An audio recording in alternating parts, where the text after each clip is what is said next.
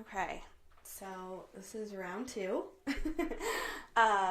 Julie and I recorded yesterday and started retelling the story from our perspective, but it was pretty repetitive, and I think we're just gonna dive into how we felt.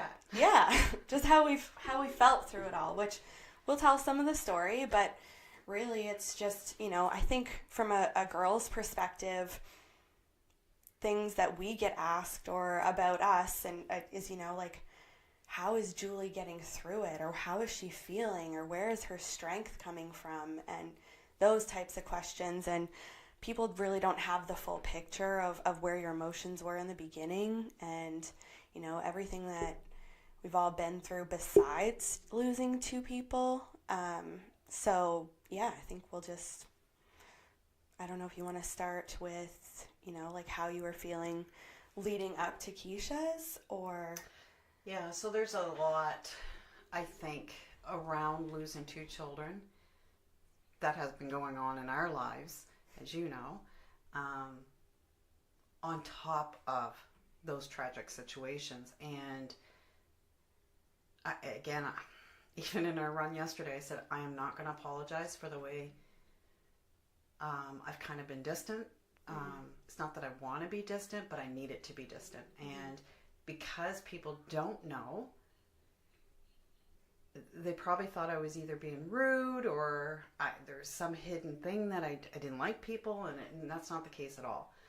So, how am I? I'm good.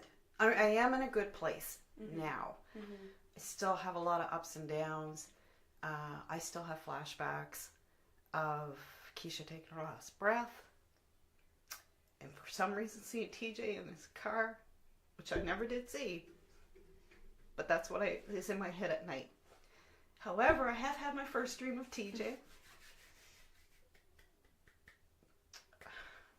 I haven't had one of Kiesha yet, but I know she's tearing up heaven with everybody. But I'm okay. I get emotional every now and then, as I think anybody would understand. But I know a lot of people had asked, like you said, about how are we, and from a woman's perspective, and Tim and Andrew, like you said, told the story so well. I don't think we need to rehash any of that, but people need to know the full story of what we've been going through. So,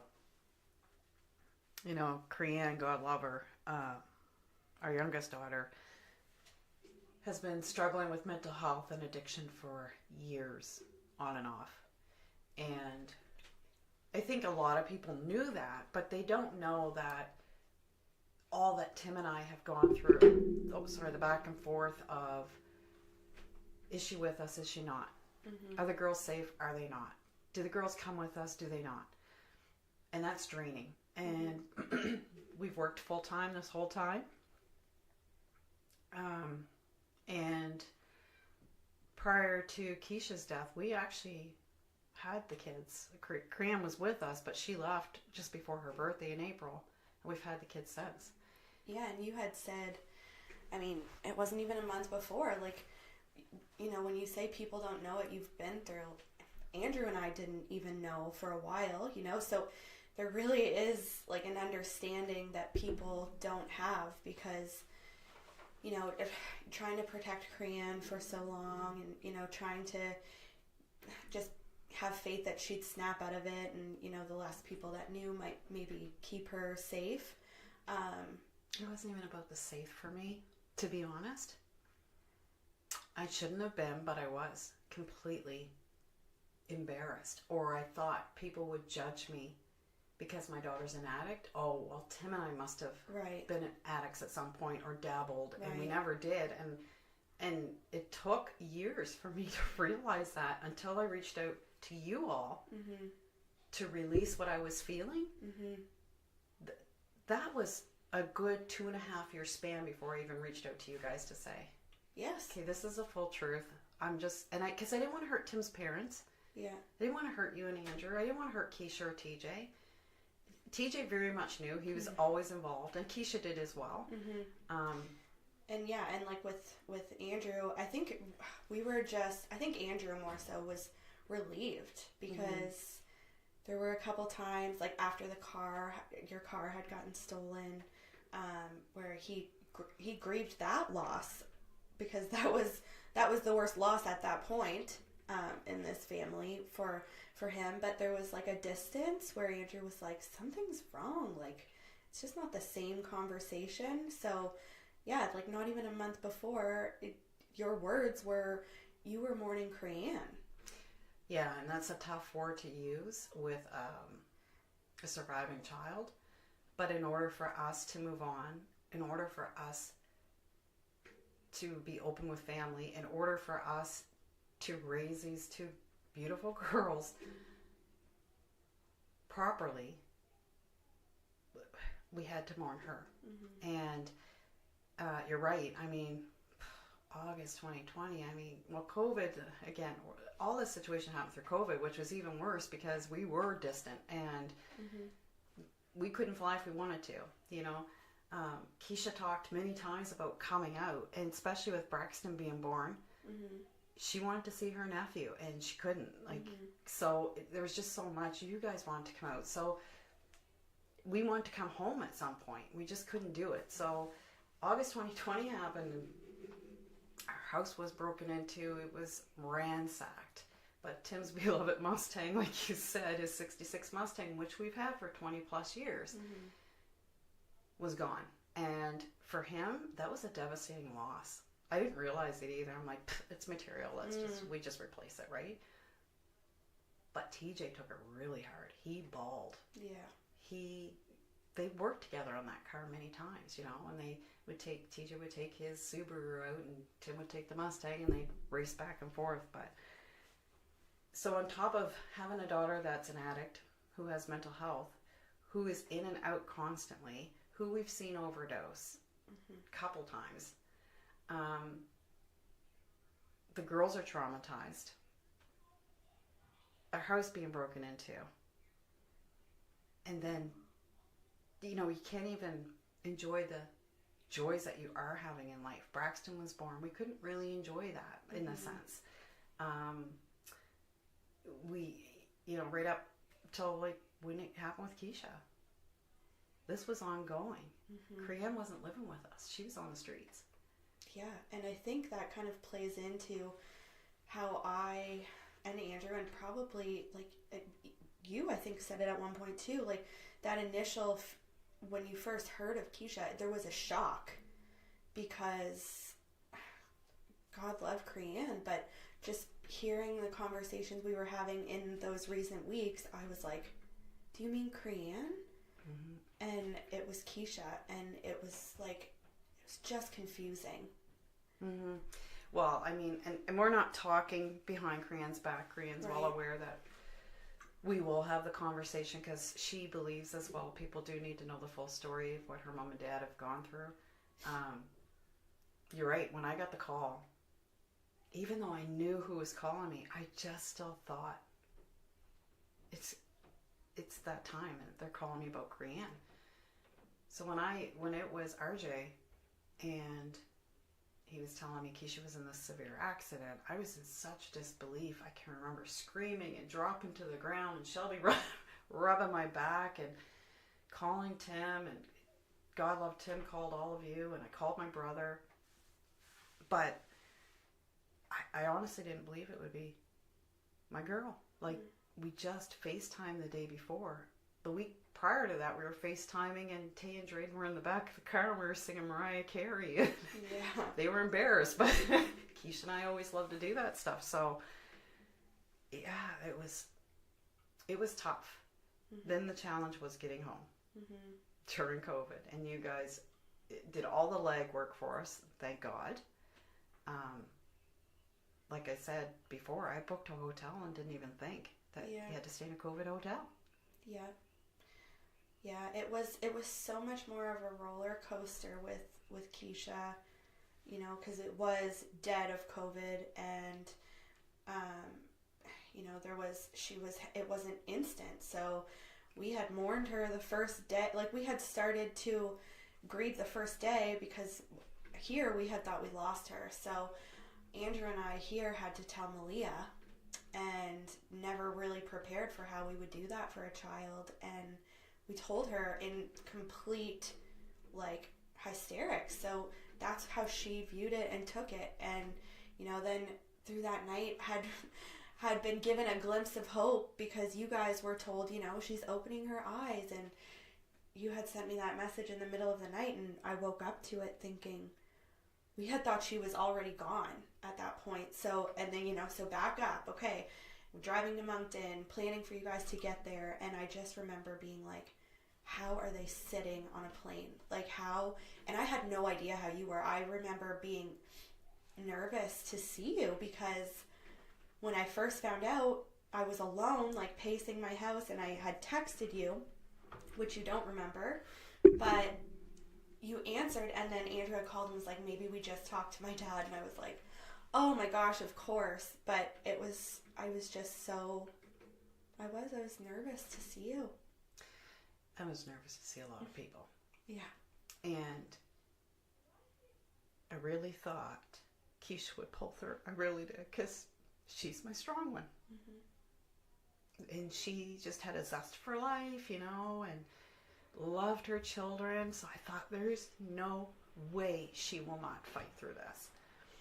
And we knew the extent of her injuries. Like Tim had said in the previous one, pretty much every bone in her body was crushed. But I was still like, not my baby girl, not my baby girl.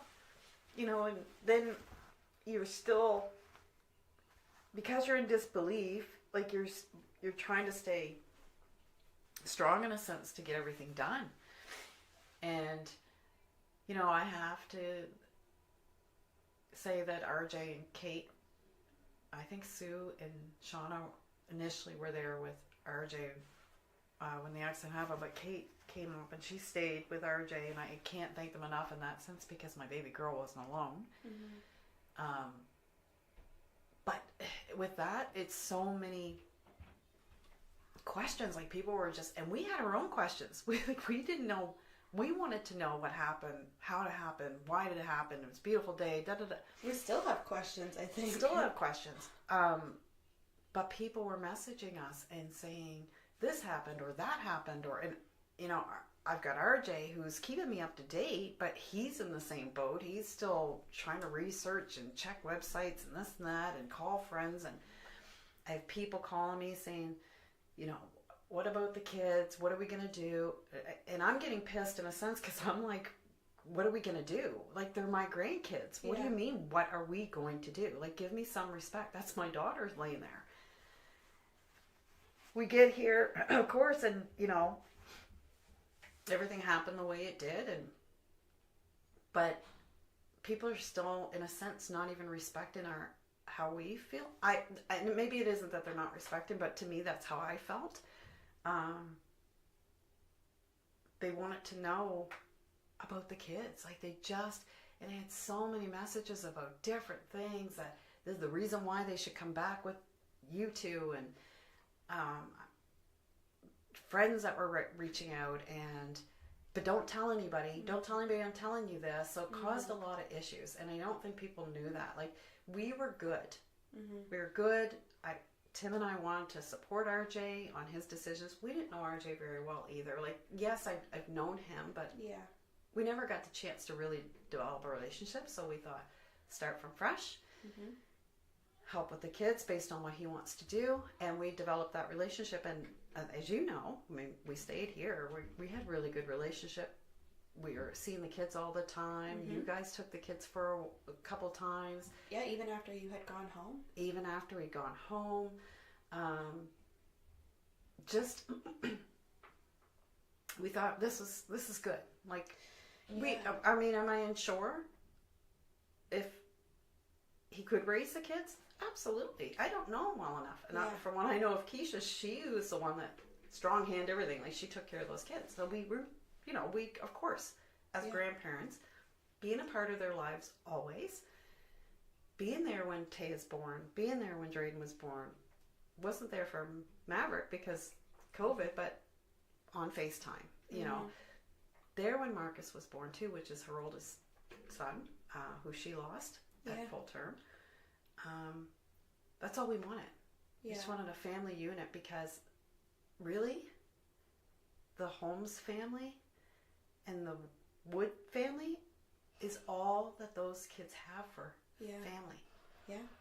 Technically, I mean, Yeah. they're Tay and Drayden's dad as well, and his parents, but You guys have just been so consistent. yeah, that's all they've known. Yeah.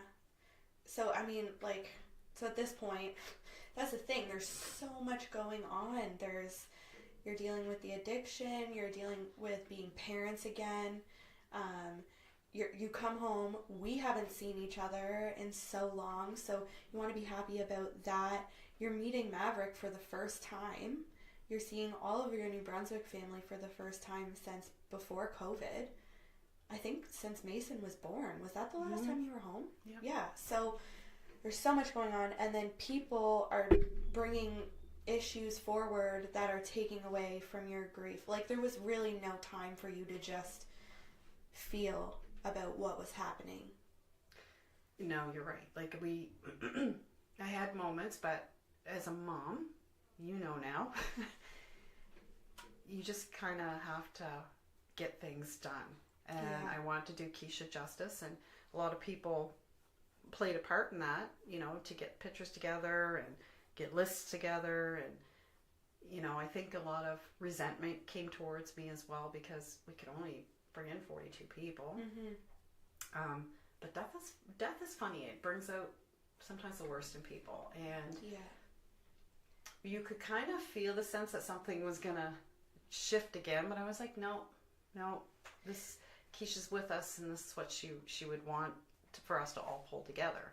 Yeah, people really lack the understanding of what goes on in those situations. And this one again, like, there was so much, but it was so hard seeing you guys go through this, and being a part of the family. But like, I've known Kiesha for only 10 years, and we were really close for a while, but COVID happened. She was in Moncton for years and out west before that. But we had seen her when Maverick was born, once or twice at Nan and Gramps in the summer and Christmas. So, and I think Andrew was a little sad about that too. And so I'm just like, we're all having our sad moments, but they're not consistent with one another. And then you have these weird feelings of, well, for me, I'm like, I shouldn't be sad. They shouldn't be comforting me. How can I help them?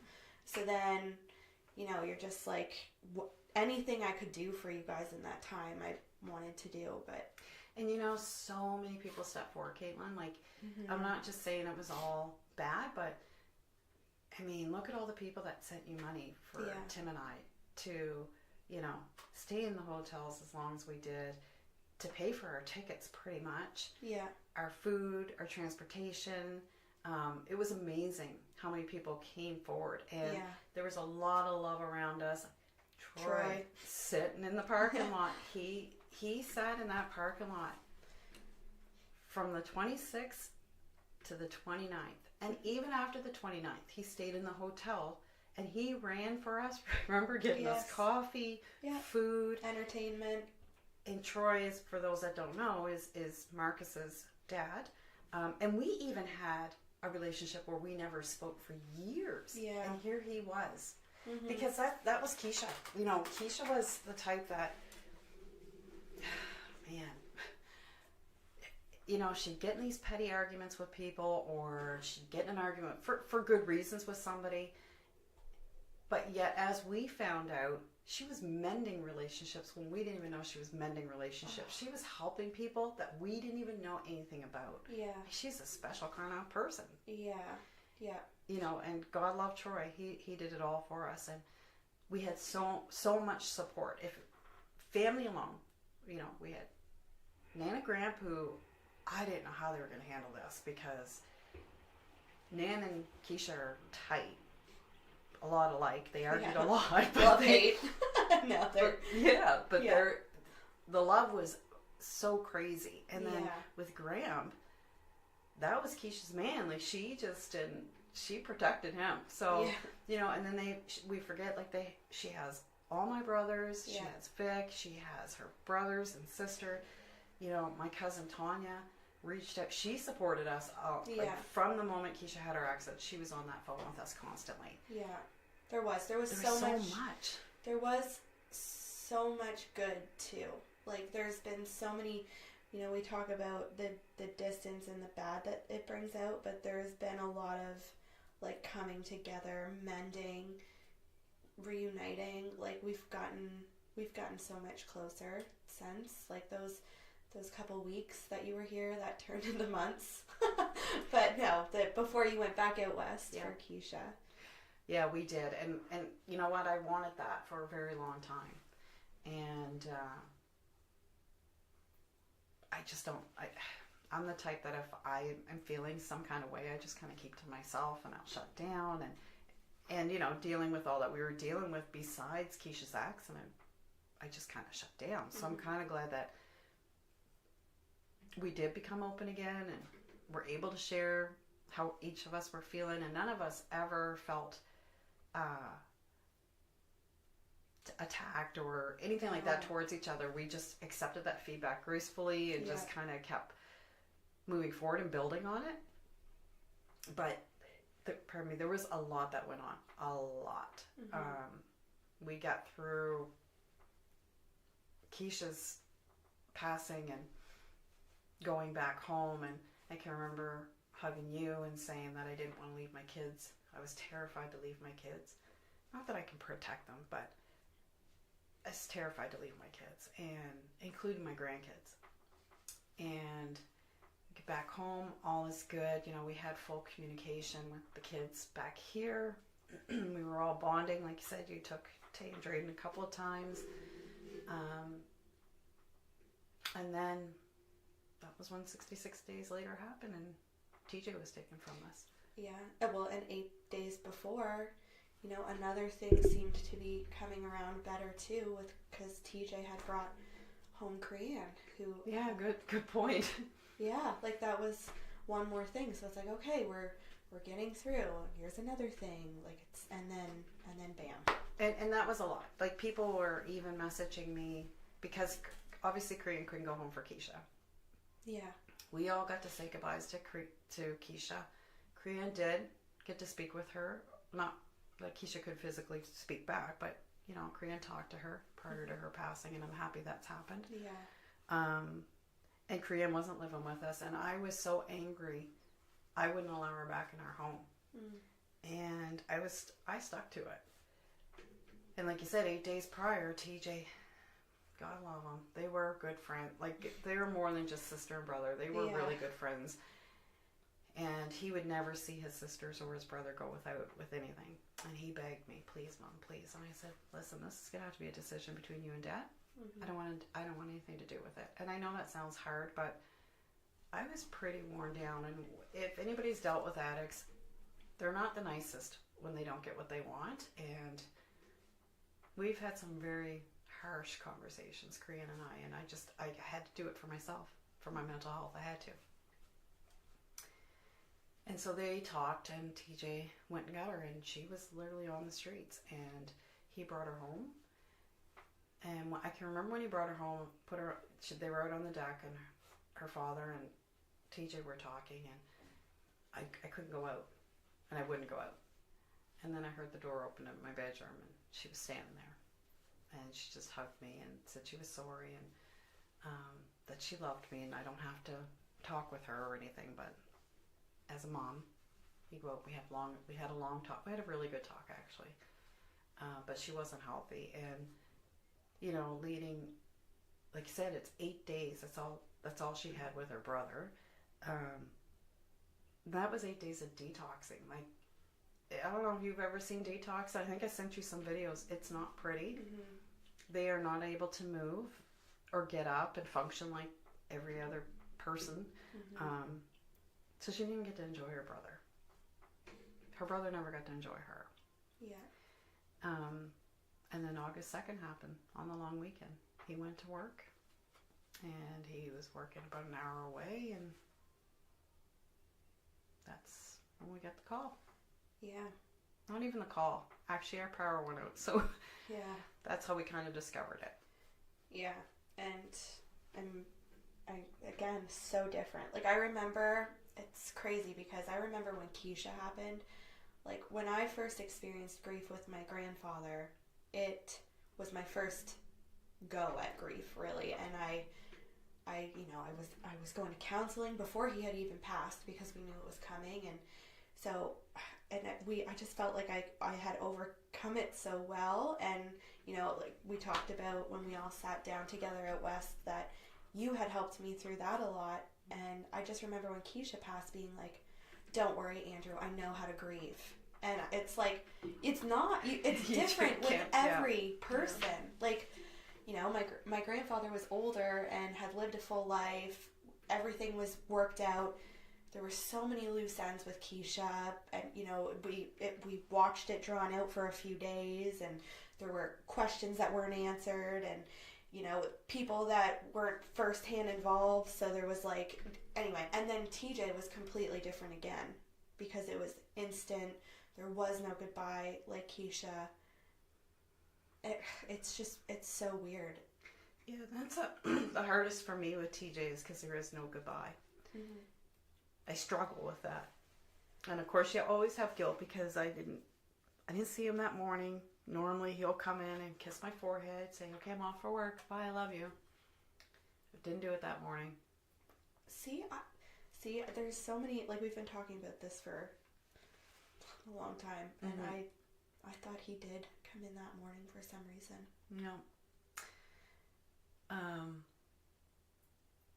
There's, you know, again, like, Korean's home now. She's detoxing.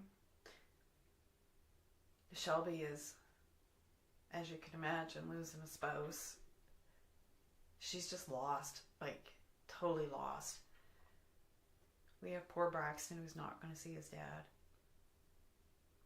That was hard. His grandparents were out there when it happened. And then you guys came out. And I know I cry a lot when I talk about TJ. You gotta understand, it's because I never got to say goodbye, and that's the hardest for me. We get to say goodbye to Kiesha and hold her hands and kiss her and do her hair. And TJ, we didn't get any of that. We didn't get to see him, as you know. Yeah. Till they laid him out. Yeah. And even then, as a mother, now I think back about it, I think I was the last one to walk up to him. Yeah. Because I just wanted everybody else to have their time. Yeah, I remember that it was like, that was a really hard, I don't even know how long it was, hour, however long we were in there. Like, I can remember his music playing.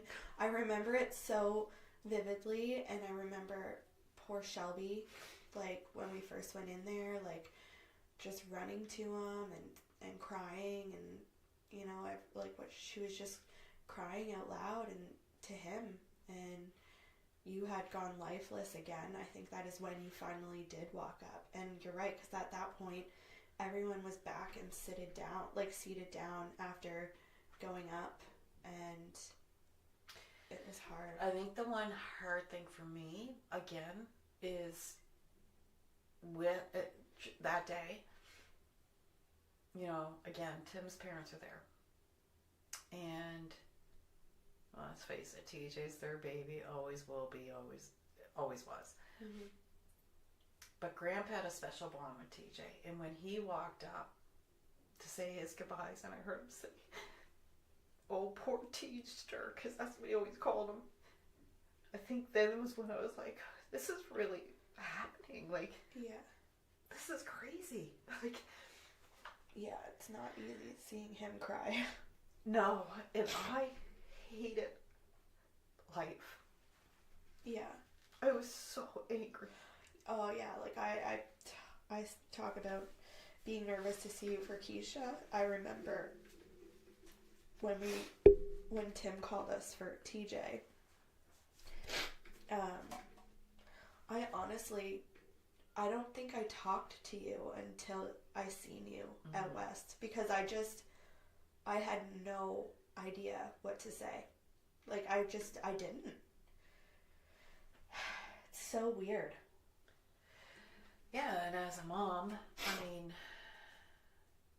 I keep saying to people, like, I've lost my parents. I've been through that. And that was hard. I've watched my daughter give birth and lose a child. That was, I thought, the toughest thing I would have ever gone through in my life. But to lose 2 babies, one alone is hard. To lose 2 that you carried for 9 months under your heart, nobody will ever understand that pain. But nobody, you know, and I know everybody's going through their own pain. But again, now TJ's gone. The word is out. I think I put a blast out on Facebook. I was so pissed off. And, you know, he's got friends back here that he grew up with ever since he was like a baby.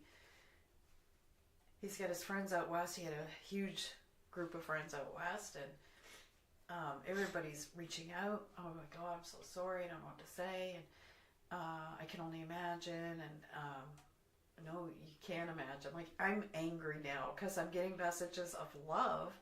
But they're things like, I know your pain. I lost my parent. You know. Yeah. And I'm mad now because they've said this to me. Yeah. Or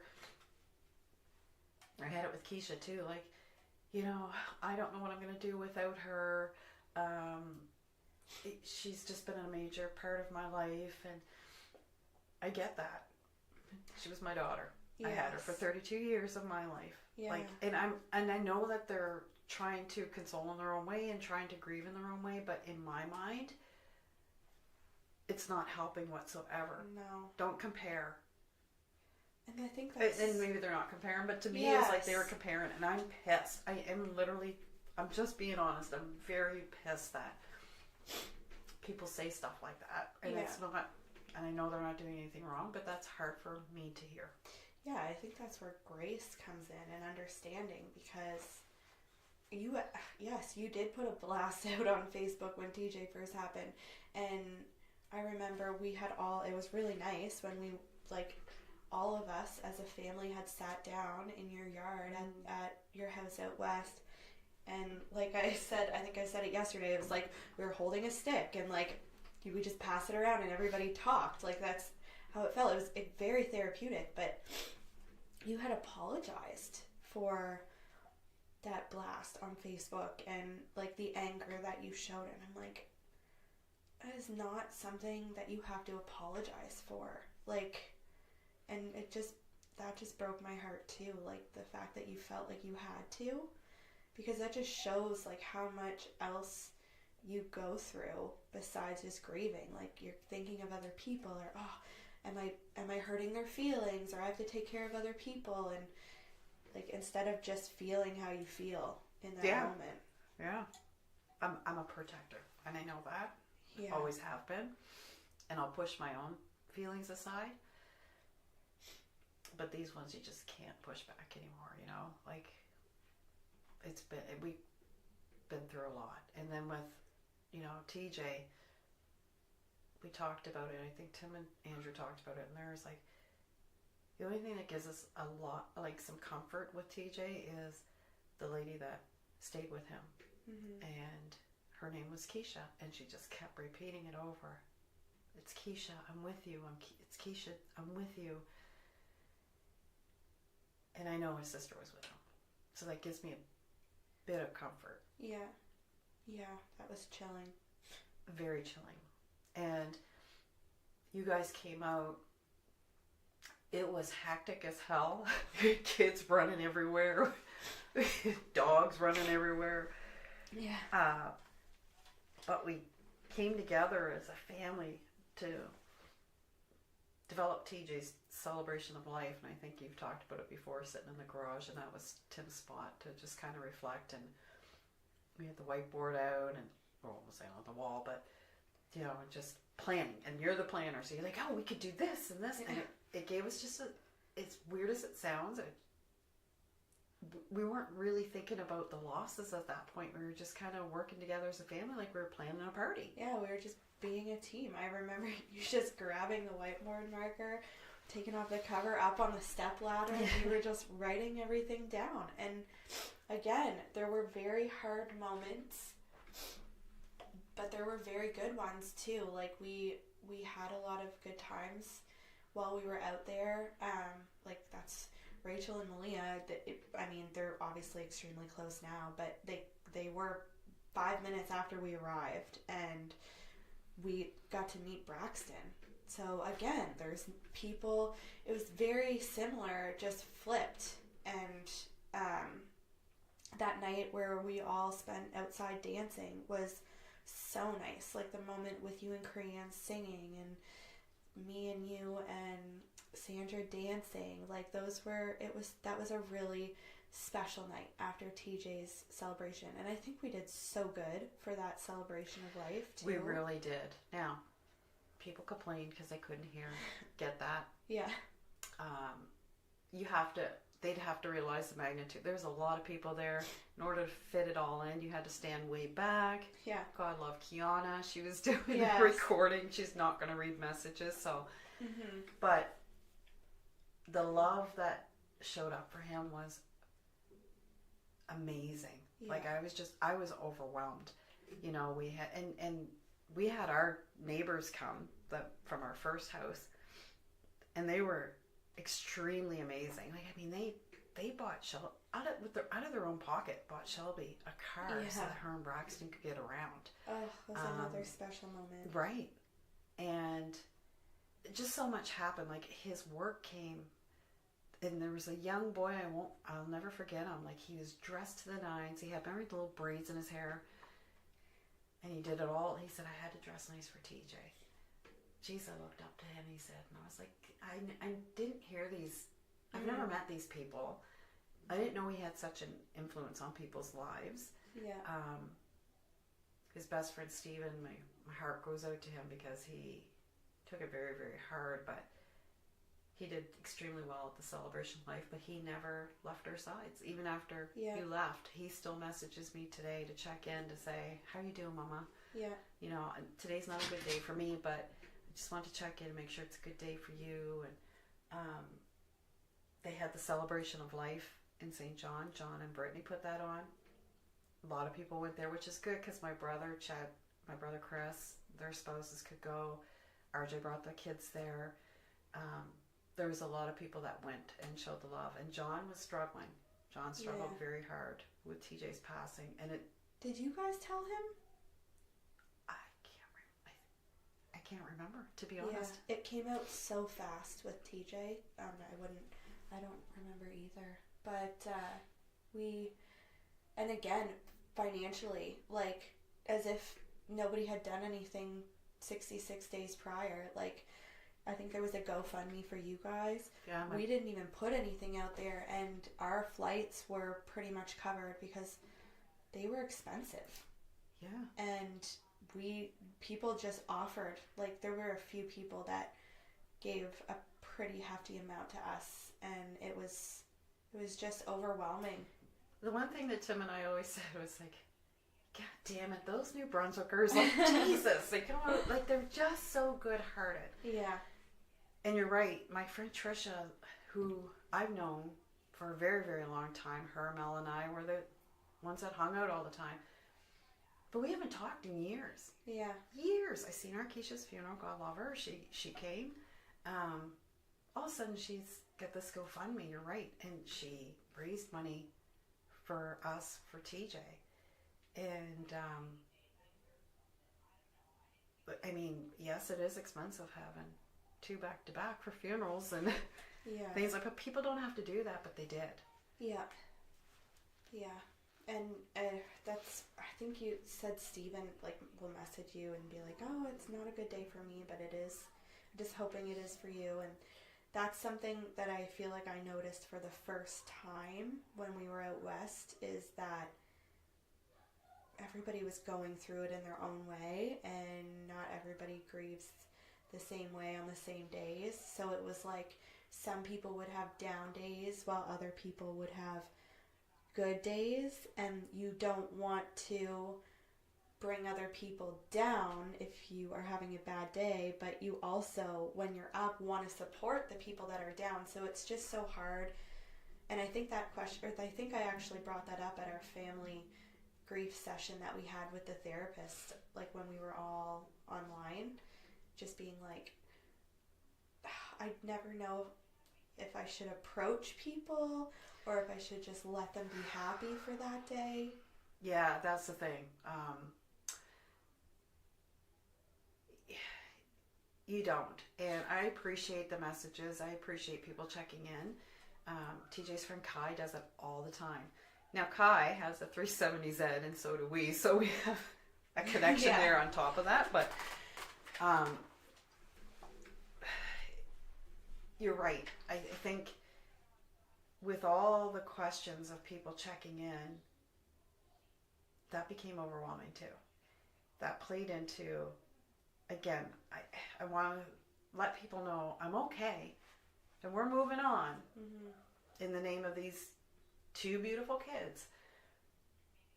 But I have heightened anxiety, which before I'll be the first to tell you this anxiety crap, like, oh, it's not real. Yeah. I have real heightened anxiety, and to the point that I can't. We talked about it before.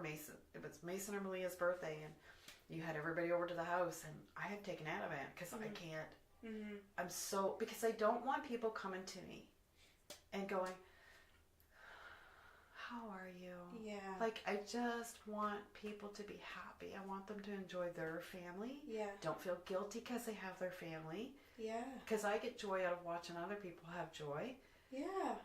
And I want to get back to, hey, I'm Jules. Just come say hi to me. Yes, you can ask in casual conversation, but don't make it a point.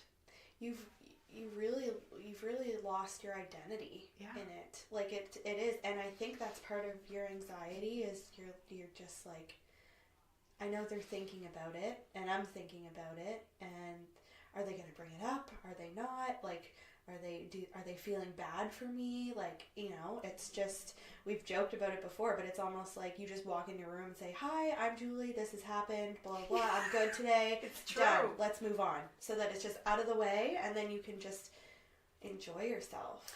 Yeah, because, I mean, even with, like, poor Tim's parents, the same, like, I know they are hurting for Tim and I. And they don't ask. They really don't. But I can see the pain in their face. So it just, I can't enjoy them like I used to. Because I know they're in pain too. There's so many people that I know are in pain. And they want to ask questions. And that, like I said, that's okay. But let's just go back to normal. Because that's what my kids would want. And they want their life to be remembered. Not the accidents anymore. And listen, Tim and I, and the rest of the family are always going to be in pain. There's going to be times where we have a lot of pain. But we're good. We see therapists, psychologists. Like, I'm not ashamed of it. The whole fam. The whole family's going. But it's what we got to do. And it's good for us. And we'll continue doing it. Yeah. I mean, I can't... Without any trauma, just 12 people living under one roof with 3 dogs, 2 cats. Like, I just, that's trying on its own. And with the trauma that everyone has been through, I don't think many people could say they did it and, like, surviving it the way we have. There really hasn't been trouble.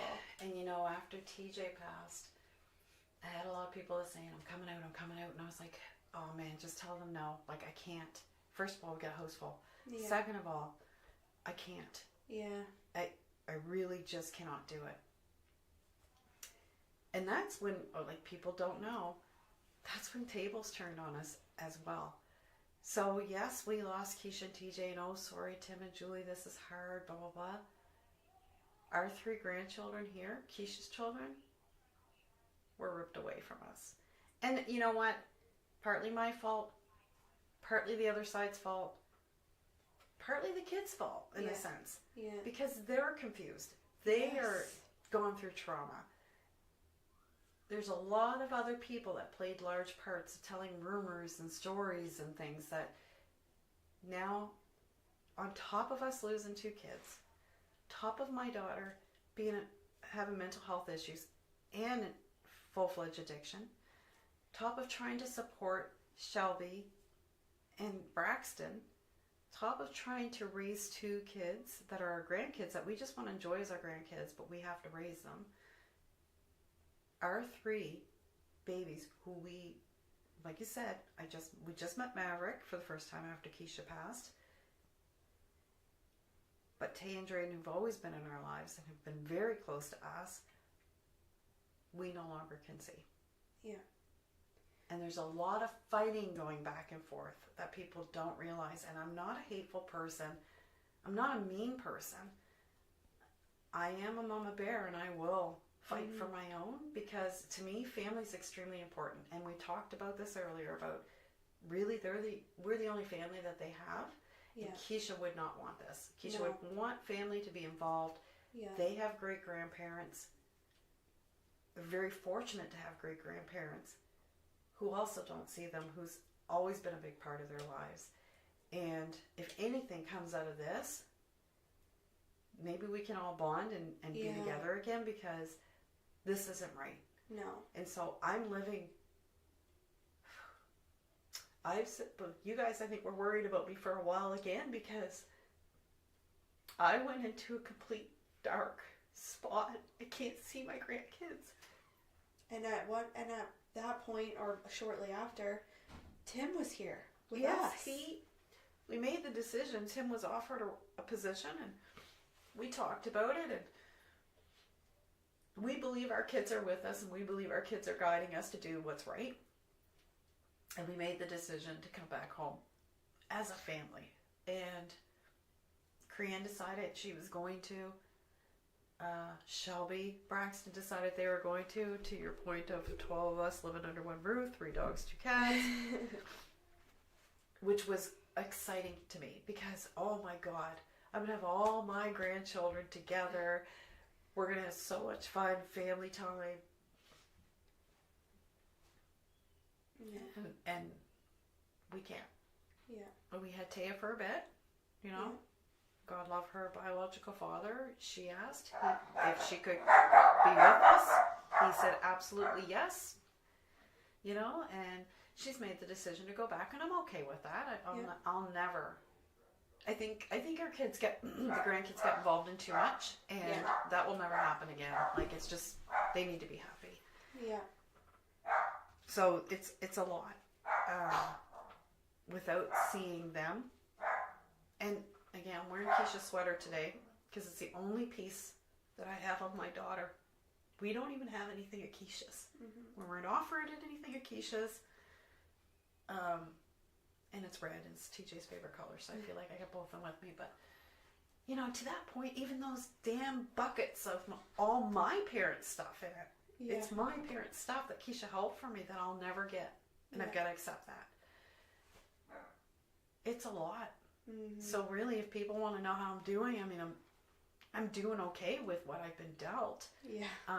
Yeah. But I'm very angry still. Yeah. I'm not angry really over my kids anymore. I'm angry at the situations, and that people could be, to me, as cruel as they can, knowing I lost 2 children.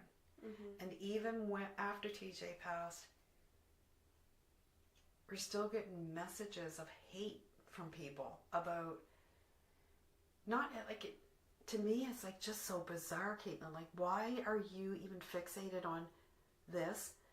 Can't you just say, oh my God, they've lost 2 kids, I just need to let this go? It's just like petty things that don't matter when you're looking at, like, I just feel like when you're dealing with this type of grief, you really are looking at way bigger pictures than the things that people care about. And yeah, people don't fully grasp or understand that, because I think we were talking about it yesterday after we recorded our first one. Like let it go. Like, family is everything. Yeah. What we are taking away from this is family first and always. Unity. And just sharing the love and remembering the children. And this hasn't happened with TJ, thank God. Shelby's been very supportive. She knows that we'll do anything for her and Braxton. You know, with Kiesha, we just don't have that right now. And that's, again, another spot, a sore spot where we don't have closure. Yeah. Yeah, which hopefully we will at some point. Yeah.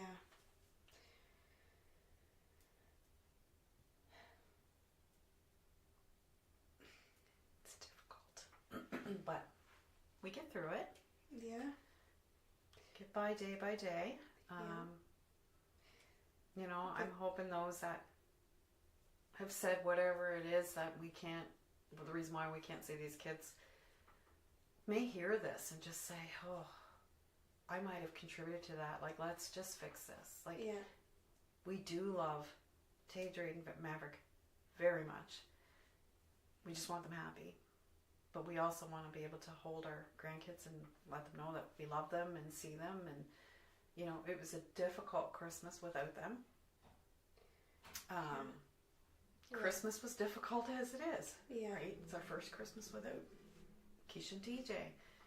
Don't need this added extra. We really don't. Like, it's, but people need, like, again, I just feel it's very important for people to know that it's not just about the passing of Kiesha and TJ that we've been going through. It's just such a bigger picture.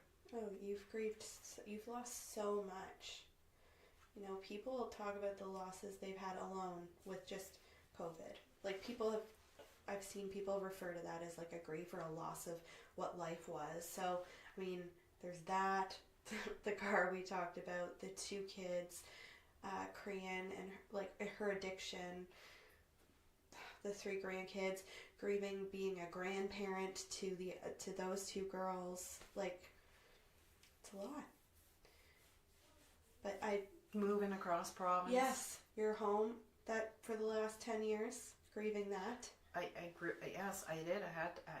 I am grieving leaving out west. That was home to me. Your old job. I had great friends. Yeah. I loved where I worked. Yeah.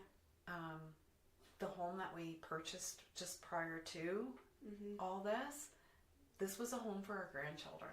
Yeah. This wasn't a home for Tim and I, but it was our forever home. But it was a home where our family could come and just have fun. Mm-hmm. Yeah, life just looked so much different a year ago. And, but, I mean, the girls are doing good. Girls are doing really, really well. I mean, we have our challenges, of course, all living under a roof still. Yeah. Lily and Rachel want to think they're twins. Yeah. We do. We're going to a new home. Mm-hmm. Not until May, but we're going to a new home, and that's exciting.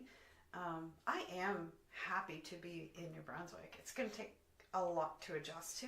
Mm-hmm.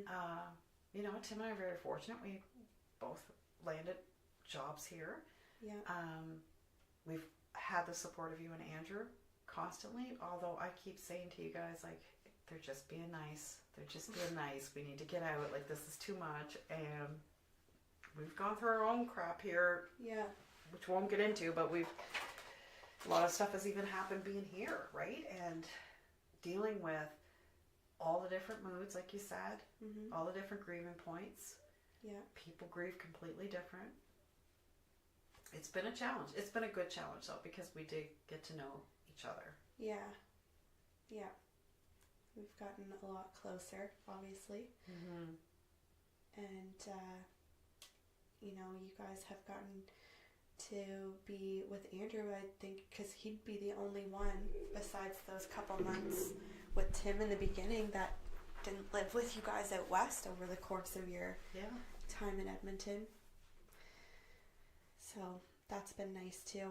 Well, and I think that's the other thing. Like, that's part of the stress too, that I think some people might have known, but not all. Like TJ, Shelby, Grant all lived with us. Mm-hmm. So when TJ's passing happened, I have all of that going on in my house as well. Yeah. All the ups and downs and all the crying and the laugh, like everything. And it was very overwhelming for me. And when you guys came out, again, because we haven't been able to spend time with you besides when Kiesha passed, again, it became overwhelming. Tim's parents were there, and you know, it's crazy. I never thought anxiety could be as bad as it is, but it can be really bad. Yeah. Yep. Yeah, I remember after we were there, because I think our flights were for a certain amount, and I was like, if they need our help for longer, like, we can stay, we can both work remote, like, we'll figure it out. And then after being there for like a week, I was like, you know what? I think our best way to help is just to go home. Like, we just need to give them some space. Yeah, I mean, people they mean well. I get it. Like, I don't want anybody to think that I'm ungrateful in any way, because I'm not. We had so much support, and that helped us get through all of this. But when you're faced with all that we're faced with, it becomes a lot too. Yeah. And I just kind of climbed into my own little world and just kept to myself. Like, I didn't want to talk anymore. Yeah. Yeah, and I mean, there are still days where I feel like I can tell if you or Tim are having a bit of a sad day, and it's just, you just have to get to a place. I mean, I have like an inside bias where I do know everything that you've gone through and can understand and give you that grace. Like, I don't take anything personal. Not that you've ever even lashed out at me, but if you did get a little impatient or just a little angry, like, yeah, of course you would. And I think if people could just understand that a bit more, that would just relieve some pressure too, of like, hey, let's not sweat any of the small stuff and just let these people get through the big stuff, because there's a lot of big stuff. There's a lot of big stuff, and yet I still try to remain positive. Mm-hmm. I totally believe in that.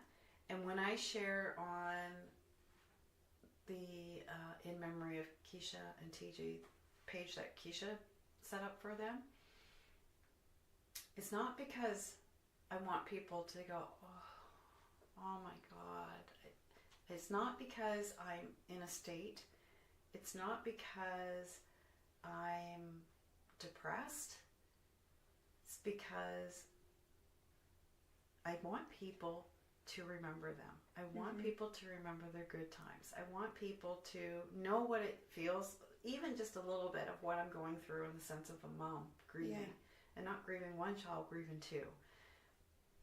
But there's a lot more that, like you said, that I am grieving at this time. It's not just Kiesha and TJ. There's a lot, and I don't think I was ever given the opportunity to ever grieve both of them.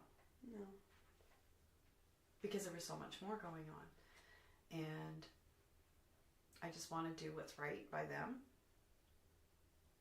But sometimes it's difficult. Yeah. And I think everyone's still learning, and there's new things every day, but yeah, I just think it is as cliche and as much as you're like, okay, it is very inspiring. You and Tim, and just like everyone, how they've all come together for the most part. Like, I just think that it's been there's been a lot of good too, and I'm so proud of everybody for recognizing the good in it. You have to see the good and the bad. Yeah. You really do, or you're going to be stuck in a rut.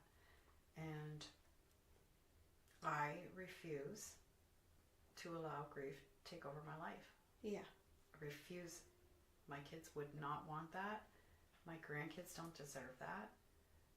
My surviving children, my partners, don't deserve that.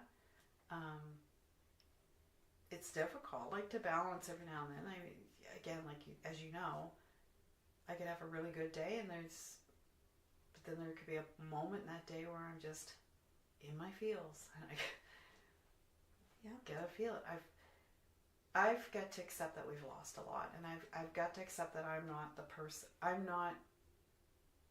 can't fix everything. Yeah. I think that's the hardest thing for me, is I can't fix everything, because I was always that type to just go into fix mode for my kids, for my grandkids, anything, and I can't fix it. Yeah. Nothing I do, like, even with my situation with the 3 grandchildren, nothing I do is going to fix it. And that's hard for me. I tried, I was mad. I was angry, shooting back, which I shouldn't have been doing, right? Like, I just should have just remained calm. But even when I remained calm, it didn't work in my favor either. So I was kind of like, well, yeah, I give up. And I was so angry because people aren't respecting that I've just lost 2 children, and you want to attack me for stuff that you thought I said or thought I did. Like, stop. Yeah. Stop. Just stop. Anger is a real emotion in it too. Like, Andrew actually left it out in his and Tim's, but he was angry about, like, I don't see Andrew angry often, and he was angry after TJ. Like, I think anger hit him before sadness. I didn't see him cry the first night, but I saw him angry, like, just mad that it happened, mad that he had to, go to a funeral, mad that his brother wasn't there anymore, mad that people were going to be messaging him. Like, he didn't want to talk to anyone or do any of that all over again. And yeah, it was just real. And like I had brought up earlier, you had your first reaction too was probably, well, maybe not first, but you were angry. That was the first emotion I had seen from you. I was pissed off. Yeah. I threw my phone, damaged that. I can remember Cran saying, "No, Mom." You're right, I was angry. Yeah. And it's just a roller coaster. When we all sat down outside and had our family therapy session with everyone, and I did, I just expressed, like, how much I wanted to help you because you had helped me through mine, and where Andrew and I really do lean into our faith in those times, because that's really where our faith grew. And I just remember saying, like, we're just so happy that, or we're not happy, we're gonna miss them, and it's so sad, but I'm happy that they're in a peaceful place, and I'm happy for them there. And you're like, I'm not happy they're there. I want my kids here. And I was like, yeah, you're right. That was a dumb thing to say. Like, but that's healthy. Like, anger is healthy, and I think people, probably both of us and everyone in this house included, it's like you feel guilt or shame when you express your anger in this, but it's very much important. I think we've all seen that. When Kiesha passed, I was angry at my parents. Yeah. Who were dead and gone, and have been dead and gone for quite some time. But I couldn't accept that they would allow her to cross. Then I got angry at Kiesha when TJ passed. Because why would she allow her little brother to do that? Like, Yeah. And I know that none of that is true. I know that I am happy now. Like, I'm not happy, but I feel good. I know that they're at peace. I know that they're probably content. But I was angry. I can remember screaming at the hotel. I was on the phone with Tanya, with Kiesha. And I said to her, I'm so mad. I'm so mad at my mom and dad. Like, why would they allow her to cross? Like, it's their fault. But it's what goes through people's heads. Yeah, it really is. we're just over an hour, but I'm just really proud of us all for focusing on the good, and I love that we're all here together. And, as much as you feel like you've burdened Andrew and I, it's not, like, you guys being here is not a burden, and watching you go through this out west was just as hard because we were so helpless and couldn't help, and I just am so grateful to be able to help you guys and the girls, and Shelby and Braxton, even though Shelby is a strong, independent woman just doing her thing, but I am so proud. Yeah, I'm proud of us all too. And again, a lot of hands had play in that. Your church, sorry, this is real life for us. Your church helped you. Family helped us. There's a lot of people that we could thank in names, like all the doctors, all the nurses. The funeral home for TJ was absolutely the best I've ever dealt with. No offense to Bernan's, because Bernan's did a great job too for Kiesha. But they were just amazing, and we can't thank you all, and that's probably really the real reason why we wanted to do this, was to thank people, let them know we are okay. We have our ups and downs, but we want to go back to everybody just recognizing that it's Julie and Tim, and it's Kate-Lynn and Andrew, and not the, how are you? Or I want people to know as well, please don't say things like, I understand because I lost my parent. It's not the same. Yeah. I get angry still. Yeah. And just hopefully that a lot of love comes out of this, and our family gets to be united again. And we just keep growing stronger. Yeah. Focus on the people that are still here and remembering the others. Yep. Say their names all the time because I love hearing it. Yes. Their names are a very casual thing in our house. Yeah. It's okay. Yeah.